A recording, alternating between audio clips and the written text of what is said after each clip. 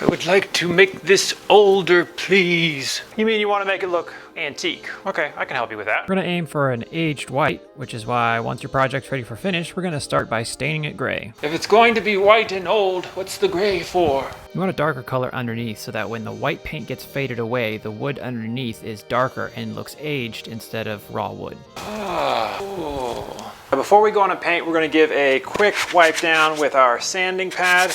This is going to help knock down all the little fuzzies on it. What are fuzzies? When you apply moisture to it, especially with a water-based stain, some of the fibers may raise up and it'll be less than smooth. And we like smooth. Yes, we like smooth. Then we'll wipe it down, get rid of any dust. Next, you're going to apply several coats of whatever paint of your choosing. I happen to like antique white milk paint. I think it gives the cleanest overall look. It has kind of a creamish color. It's not bright white, it's a little more faded, and that helps add to that old look. Now that we have it painted, it's time to distress the wood. You're worthless. Nobody likes you. What are you doing? I'm stressing out the furniture. You have no friends. We're not stressing, we're de-stressing. Oh. Here, set it down. Distressing the furniture means wearing out the paint in specific locations so that it looks aged. I like to do that using a sanding mop. This is a 220 grit sanding mop, and you can use a 180 grit as well. They're fantastic because they let you get into the curves and sand everything, but also it removes material slow enough that you can really creep up on what you're looking for. It's very easy to burn through your finish, which means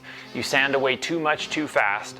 And this gives you a lot of control. When you are deciding where you're going to create your old look, you want to consider where would this piece of furniture make contact with other things. So you're looking at high spots and corners are going to be the spots you need to pay the most attention to. If you have an apron under here, and this is a bench, where are the hands going to come in and grab repeatedly to touch that bench? If this was a table and you had a chair here, chairs moving back and forth are going to rub against the edges.